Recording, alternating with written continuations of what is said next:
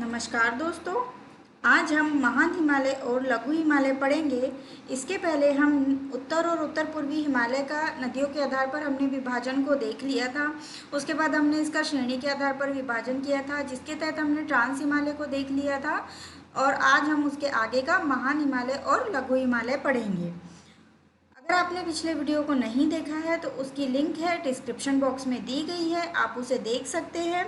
और अगर अभी तक आपने चैनल को सब्सक्राइब नहीं किया है तो आप चैनल को सब्सक्राइब कर लें। और अगर आपका कोई भी प्रश्न है जो इन टॉपिक से संबंधित है, आपको जिसमें डाउट है, तो आप मुझसे कमेंट बॉक्स में आकर पूछ सकते हैं। तो चलिए हम आज का हमारा स्टार्ट करते हैं। पहले हम थोड़ा सा महान हिमालय को विस्तार से समझ लेते हैं, उसके बाद हम मैपिंग पे आएंगे और यहाँ से बनने वाले प्रश्नों को देखेंगे।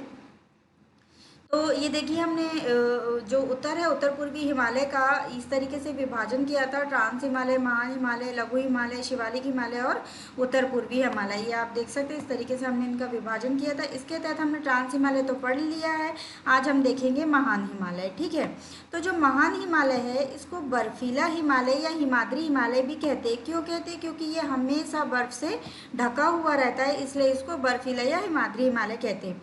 इसका विस्तार कहाँ से कहाँ तक है? तो इसका विस्तार पश्चिम में, ठीक है, इसका विस्तार पश्चिम में नंगा पर्वत से लेकर नामचा बारवा तक। ठीक है, नामचा बारवा और अरुणाचल प्रदेश पूर्व में पड़ता है, तो ये नामचा बारवा तक विस्तृत है। ठीक है, और यह एक चाँप की भांति है। अब ये हम मैप में जब देखेंगे तब देखना, जो ये हिमालय है वो इस तरीके से चाँप की भांति फैला हुआ है।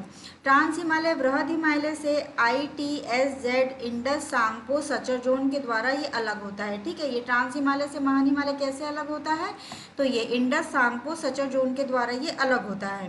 और बृहद हिमालय लघु हिमालय से कैसे अलग होता है? तो ये MCT मेन सेंट्रल थ्रस्ट के द्वारा ये लघु हिमालय से अलग होता है। ठीक है, ट्रांस हिमालय से ITSZ के द्वारा और लघु हिमालय से MCT के द्वारा ये अलग होता है। कौन? बृहद हिमालय। बृहद हिमालय की जो औसत ऊंचाई है वो लगभग 6100 मीटर है। ठीक है, इसकी औसत ऊंचाई कितनी है? 6100 मीटर। और सबसे जो ऊंची चोटियां हैं विश्व की, जैसे माउंट एवरेस्ट हो गया, कंचनजंगा हो गया, मकालू हो गया, ये जो चोटियां हैं वो कहाँ पर स्थित है? बृहद हिमालय में ही स्थित है। ठीक है, ये आप देख सकते हैं। और ये जो माउंट एवरेस्ट है इसको नेपाल में सागर माथा के नाम से जाना जाता है। ठीक है, किस नाम से जाना जाता है? सागर माथा के नाम से जाना जाता है। उसकी ये सबसे ऊंची चोटी है बृहद हिमालय की। ठीक है, और ये विश्व की भी सबसे ऊंची चोटी। इसके अतिरिक्त तो और कौन कौन सी चोटियां हैं इसमें? अभी मैंने बोला था कंचनजंगा, मकालू, धौलागिरी, ठीक है, नंगा पर्वत, नंदा देवी, त्रिशूल, अन्नपूर्णा, बद्रीनाथ, नीलकंठ, केदारनाथ, ये जो चोटियां हैं, ठीक है, ये सब बृहद हिमालय पर स्थित है। और एवरेस्ट की वो जो चोटी थी माउंट एवरेस्ट, उसको तिब्बती भाषा में क्या बोला जाता था? पहले उसको चोमोलुंगमा बोला जाता था। किस भाषा में? तिब्बती भाषा में। इसका अर्थ क्या होता है? चोमोलुंगमा का अर्थ होता है पर्वतों की रानी। यहाँ से क्वेश्चन लगभग आते ही है, और ज़्यादातर क्वेश्चन ज्योग्राफी में यहाँ से नदी तंत्र तक के बनते हैं, तो इसको आप अच्छे से अध्ययन करेंगे। अभी हम इसको मैप से भी देख लेंगे तो आपकी चीज़ें काफ़ी हद तक क्लियर हो जाएगी। और आप अगर वीडियो को 1 से 2 बार देखेंगे तो आपको सारी चीज़ें अच्छे से रट जाएगी, तो उसमें कोई टेंशन लेने वाली बात नहीं है।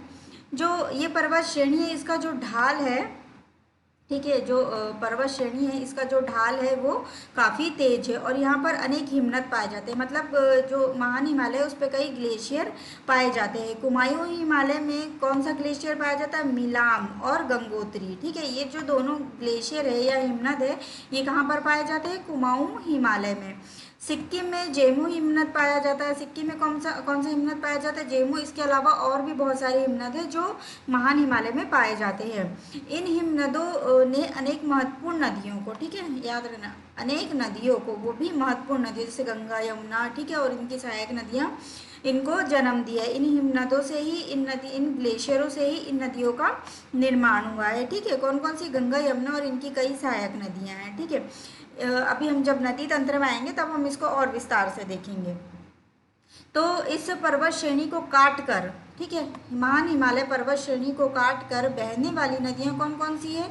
सिंधु, ब्रह्मपुत्र, अलकनंदा, ये जो नदियां हैं ये पर्वत श्रेणी को काट कर बहती है। और ये क्या करती है, ये जो नदियां हैं ये पूर्ववर्ती नदियों का अच्छा उदाहरण प्रस्तुत करती है। ठीक है, जब ये अब हम आगे जब नदी तंत्र पढ़ेंगे तब पूर्ववर्ती परवर्ती इन नदियों के बारे में देखेंगे कि कैसे इनको पूर्ववर्ती नदी कहा जाता है। आगे इसकी चोटियों की बात करें तो जो इसकी जो प्रमुख पर्वत चोटियां हैं वो है हिमालय, जो विश्व की सबसे ऊंची हमने अभी देखा माउंट एवरेस्ट है, और हिमालय की भी जो सबसे ऊंची है वो माउंट एवरेस्ट है। ठीक है, कल जब हमने ट्रांस हिमालय पढ़ा था तब हमने वहाँ देखा था कि भारत की सबसे ऊंची चोटी कौन सी है, गार्डविन आस्टिन K2, और जो पीओके में स्थित है। और भारत में स्थित हिमालय की सबसे ऊंची चोटी कौन सी है, कंचनजंगा। ठीक है, यहाँ पर चीज़ें बहुत क्लियर रखिएगा, यहाँ से क्वेश्चन आता है और हमेशा कन्फ्यूजन क्रिएट होता है। तो जो विश्व की सबसे ऊंची चोटी है माउंट एवरेस्ट, हिमालय की सबसे ऊंची चोटी है माउंट एवरेस्ट। ये दोनों कहाँ स्थित है, नेपाल और तिब्बत की सीमा पर। ठीक है, भारत की सबसे ऊंची चोटी है गार्डविन आस्टिन। भारत स्थित हिमालय की सबसे ऊंची चोटी कौन सी है, कंचनजंगा, और कंचनजंगा कहाँ स्थित है, सिक्किम नेपाल की सीमा पर स्थित है। ठीक है, और जो ये गार्डविन आस्टिन है वो विश्व की दूसरी सबसे ऊंची चोटी है। आप इनको लिख लीजिएगा तो अच्छा रहेगा, आपको क्लियर रहेगा। नेपाल में जो स्थित है मतलब बृहद हिमालय की जो चोटियां हैं वो जो नेपाल में स्थित है कौन कौन सी है, ये जो चार चोटी है वो नेपाल में स्थित है। ठीक है, माउंट एवरेस्ट, मकालू, धौलागिरी, अन्नपूर्णा। और भारत स्थित पर्वत चोटी कौन कौन सी है, कंचनजंगा, नंगा पर्वत और नंदा देवी। ठीक है, अब आगे हम देखते हैं लघु हिमालय। अभी हमें आगे मैप से थोड़ा समझ लेंगे तो अच्छा रहेगा। ये जो श्रेणी है महान हिमालय के दक्षिण में स्थित है। कौन सी, लघु हिमालय जो श्रेणी है वो महान हिमालय के दक्षिण में स्थित है, शिवालिक हिमालय के उत्तर में स्थित है। ठीक है, और इसके समानांतर ये फैली हुई है। ये लगभग 80 से 100 किलोमीटर तक की चौड़ी है कौन, लघु हिमालय श्रेणी। और इसकी जो औसतन ऊंचाई है वो है 3000 मीटर से 4500 मीटर तक। मध्य और शिवालिक हिमालय के बीच MBT है, मेन बाउंड्री फोल्ड, मेन सीमांत दरार के द्वारा ये अलग होता है। अभी हमने देखा था कि ट्रांस हिमालय महान हिमालय से ITSZ के द्वारा मतलब इंडस सांगपो सचर जोन के द्वारा, फिर महान हिमालय लघु हिमालय से मेन सेंट्रल थ्रस्ट के द्वारा, और अब देख रहे हैं कि लघु हिमालय शिवालिक हिमालय से मेन बाउंड्री फोल्ड के द्वारा अलग होता है। आप इनको एक जगह पर व्यवस्थित करके लिख सकते हैं।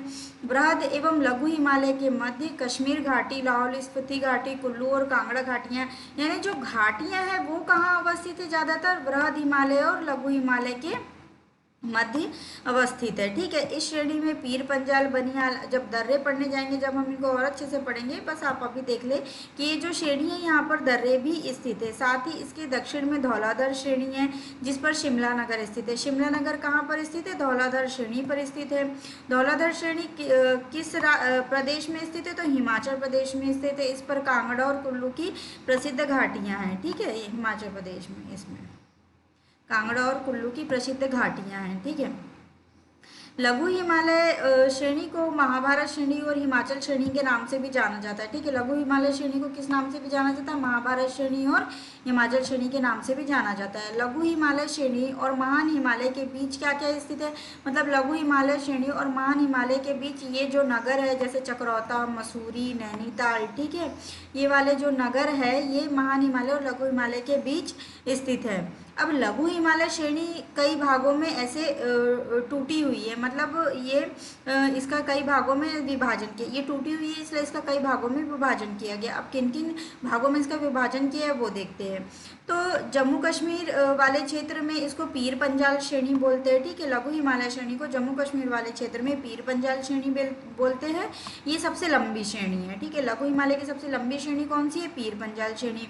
उसके बाद धौलाधर श्रेणी जो है वो हिमाचल प्रदेश में है। ठीक है, मसूरी श्रेणी है उत्तराखंड में, और महाभारत श्रेणी नेपाल में स्थित है। ठीक है, इसको 4 पार्ट में ऐसे डिवाइड किया गया है किसको, लघु हिमालय को। जो लघु हिमालय पर कोणधारी वन भी मिलते हैं और ढालों पर छोटे छोटे घास के मैदान भी पाए जाते हैं। ठीक है, कोणधारी वन और उसके जो ढाल है उस पर घास के मैदान मिलते हैं। इनको कश्मीर में क्या बोला जाता है? मर्ग बोला जाता है। ठीक है, इनको कश्मीर में मर्ग बोला जाता है, जैसे गुलमर्ग, सोनमर्ग, टनमर्ग। और उत्तराखंड में जो है इनको, ये उत्तराखंड में आप देख सकते हैं, इनको बुग्याल और पयाल कहते हैं। ठीक है, उत्तराखंड में इनको क्या कहते हैं? बुग्याल और पयाल कहते हैं। काठमांडू की जो घाटी है वो भी लघु हिमालय और महान हिमालय के बीच स्थित है। कुल्लू, कांगड़ा, काठमांडू, ये जो ज़्यादातर घाटियाँ हैं वो लघु हिमालय और महान हिमालय के बीच में स्थित है। ये इस तरीके से यहाँ से क्वेश्चन बनते हैं, तो आप इनको बहुत अच्छे से सुनेंगे, बार बार आपको सुनना पड़ेगा, तब चीज़ें आपको क्लियर होगी।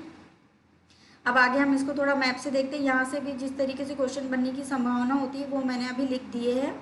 तो हमने कल ट्रांस हिमालय की भी मैपिंग देखी थी। तो ये काराकोरम था, ये लद्दाख था और ये नंगा पर्वत था, सॉरी ये जो था ये जास्कर था। ठीक है, अब ये है महान हिमालय। ये जो रेंज दिख रही है आपको, ये जो सीधी रेंज दिख रही है ये महान हिमालय, देखो चाप की आती, इस चाप की भांति ये इस तरीके से फैला हुआ है। उसके बाद जो ये है लघु हिमालय। ठीक है, और ये जो है ये शिवालिक हिमालय है, ये देख सकते हैं आप लोग ये। ठीक है, इसके बाद इनका श्रेणियों का क्रम पूछा जा सकता है। जैसे ये काराकोरम में लद्दाख है, जास्कर है, तो यहाँ से ये पूछा जा सकता है कि उत्तर से दक्षिण की ओर श्रेणियों का क्रम लगाए या दक्षिण से उत्तर की ओर श्रेणियों का क्रम लगाए। ये मैंने नीचे लिख दिया है, आप लोग इनको नोट डाउन कर लीजिएगा। तो उत्तर से दक्षिण की ओर श्रेणी का क्रम लगाएंगे तो सबसे पहले हमको कौन सी दिख रही है? काराकोरम श्रेणी। फिर हमको कौन सी दिख रही है? लद्दाख श्रेणी। फिर हमको क्या दिख रहा है? जास्कर श्रेणी। फिर हमको कौन सी दिख रही है? पीर पंजाल, और फिर धौलाधर, और फिर शिवालिक। ठीक है, ये इसका क्रम हो गया उत्तर से लेके दक्षिण की ओर। अब दक्षिण से उत्तर की ओर पूछेगा तो इसी से आप नीचे से ऊपर चले जाए तो ये दक्षिण से उत्तर की ओर हो जाएगा। उसके बाद जो ये पर्वत जो है इनका भी क्रम पूछ लेता है कि पश्चिम से पूर्व की ओर क्रम क्या है, और या पूर्व से पश्चिम की ओर क्रम क्या है। इसको भी मैंने नीचे लिख दिया है, आप उसको नोट डाउन कर सकते हैं। जैसे ये है पश्चिम से पूर्व की ओर जाएंगे तो सबसे पहले हमको कौन सा पर्वत दिख रहा है? नंगा पर्वत। ठीक है, उसके बाद हमको क्या दिख रही है? नंदा देवी। फिर हमको धौलागिरी, उसके बाद धौलागिरी। ठीक है, उसके बाद अन्नपूर्णा।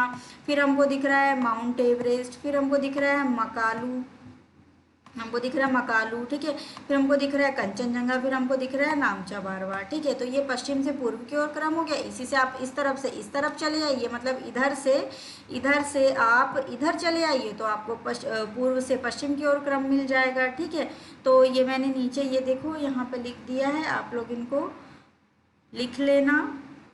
यहाँ से क्वेश्चन आने की प्रबल संभावनाएं रहती है, तो आप लोग इनको लिख लेंगे। और अभी हमने जितना पढ़ के आया है महान हिमालय और लघु हिमालय को, वहाँ से भी एक ना एक क्वेश्चन बनता ही है, तो आप इनको अच्छे से देख लेंगे। तो चलिए आज के लिए इतना ही, बाकी का जो भी होगा वो अगले वीडियो में।